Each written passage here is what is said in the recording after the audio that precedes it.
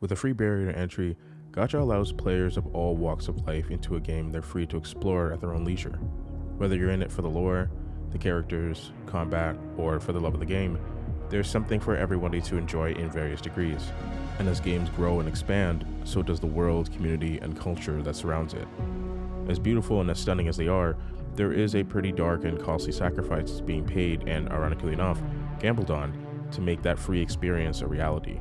Large amounts of funds for servers, research and development, art direction, maintenance, along with developing attractive incentives for those interested in spending money, costs money to produce and maintain. And as much as consumers aren't privy to all of the behind-the-scenes work, production, and maintenance, they certainly don't want to be indirectly footing the bill while they're trying before potentially buying. And some players feel that way, with the rollout of what's to come in Hypergrif's product in progress, Arknight's Endfield. And others feel like the cost is something they can't afford. Trying to carve its way into the market, Endfield is not only adding a unique gameplay experience, but also a new gacha system that has been turning heads towards and away from prospective players. Now, I'm a big supporter of games and companies trying to innovate and try new things, tread new ground, and make unique additions so we as consumers can experience games that drive in their own lane. But does Endfield need to pump the brakes in the direction that they're going? The Endfield Beta 2 test is underway and giving players a pretty healthy preview of what the gameplay and experience can be like. Part of that gameplay is behind the wide variety of colorful cast of characters that players can choose from. But Gacha is different in that you have to gamble for those playstyles, with heavyweight champion Genshin Impact leading the charge in bringing the entire Gacha experience to the mainstream. While they aren't the originators of the system, they were at least my first experience of the pity system.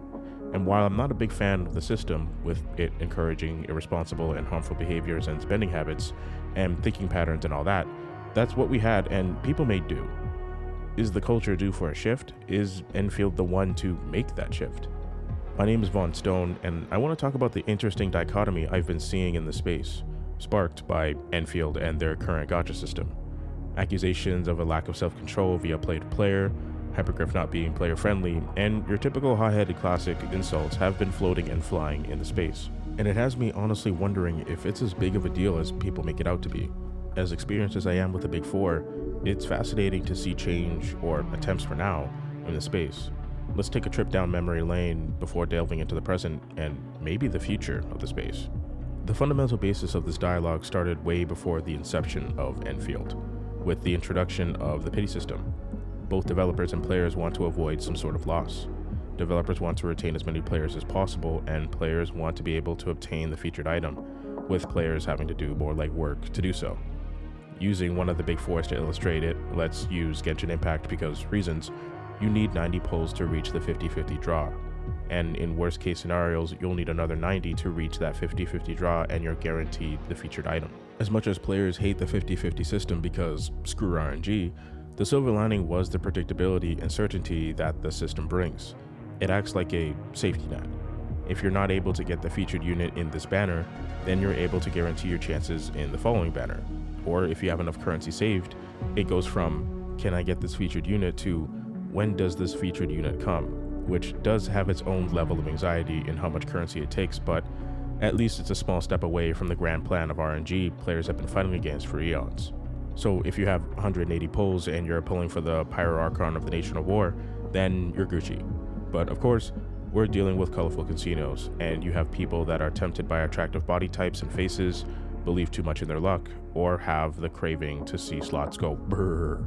Through numerous disgruntled players posting on social media posts about just building pity or going toward soft pity, resulting in the resources and currency going into the void, the community laughed and ridiculed them.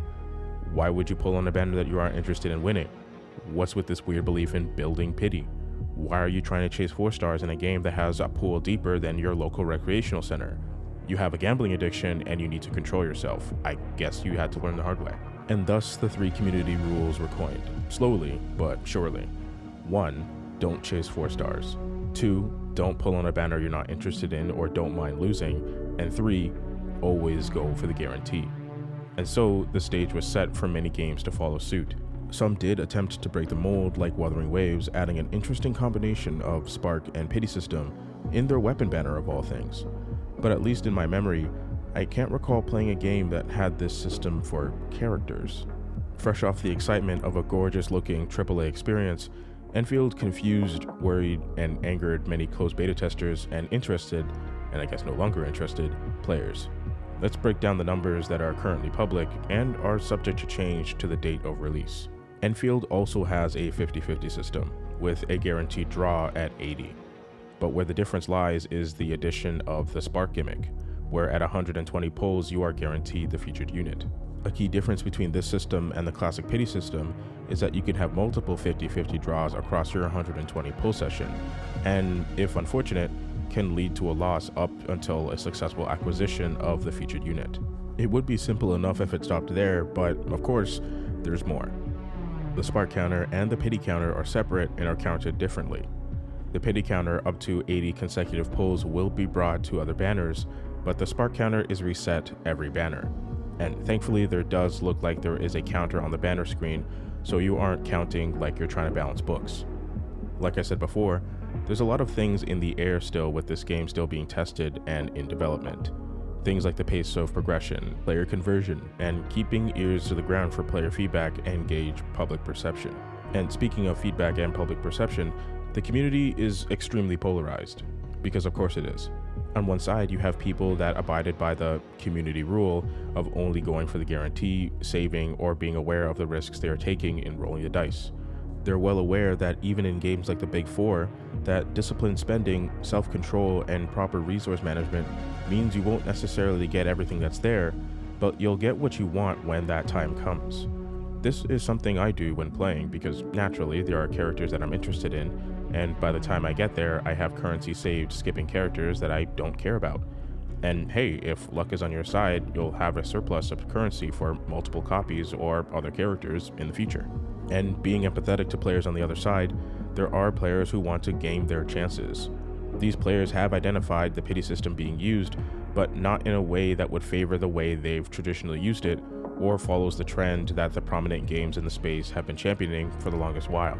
They realize that they can't game the system as much without some trade-offs that may or may not pay off, as gambling typically does, bringing back that uncomfortable level of uncertainty and frustration.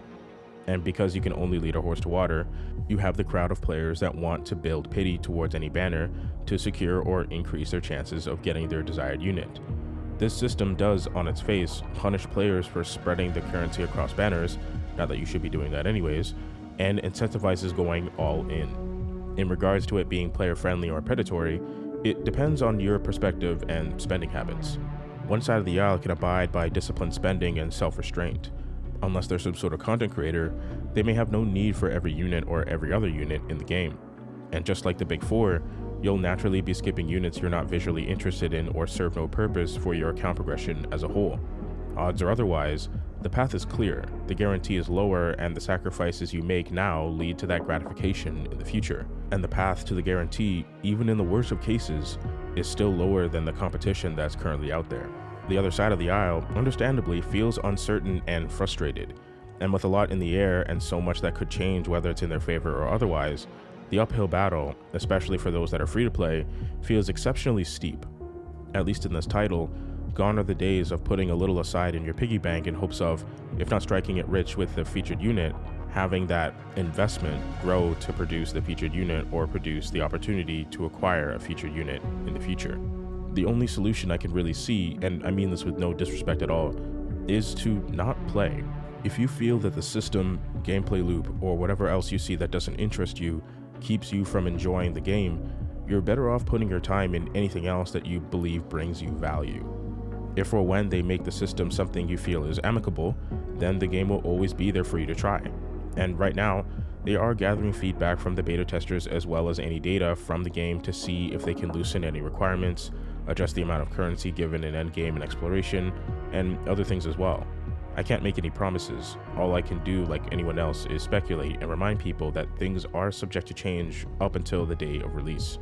And hey, you're also saving yourself some money too if you don't play. My only hope is that if you're apprehensive about how things work, is to do your own due diligence. We can't keep perpetuating the stereotype of gacha players not reading and then go into a game without reading the TOS or the gacha rates or anything of that stuff. We can't keep asking for player choice and agency and choose to use none of it to put ourselves in the most favorable, or least risky circumstances. Now that you're aware that there is a condition that you do need to meet in order to guarantee, not obtain the unit, guarantee the unit, just like any other colorful slot machine more than willing to receive your money, you might lose. Pity system or otherwise, you can still lose the draw or your currency if you're not prepared to win. That's what you signed up for when you chose to play the game, as harsh as that sounds. At the end of the day, no matter what dopamine-filled slot machine you like pulling at, neither one of them are truly player-friendly. The friendliest and most transparent thing a company can do is give you a fixed amount to purchase what you're interested in. At least then you can deliberate about a fixed number rather than use flowcharts or crunch numbers to find the worst case scenario. Nothing is more player-friendly than a system that guarantees you success rather than the opportunity to succeed. Everybody is given opportunities, but not everybody takes them or even succeeds. And as risk-averse as consumers are, and rightfully so, in an industry that remakes, remasters, and recycles, it seems like everyone is taking a gamble on each other, as strange as that sounds. If anything, this shows me that even if we're playing the same title, we aren't playing the same game. Thank you so much for listening. As always, if you found any value in this analysis, feel free to like, subscribe, and comment. Did you agree with my points? Or was I off base? I'm here to have an authentic dialogue. Again, my name was Vaughn Stone, and I just might see you at the end of this field. Later.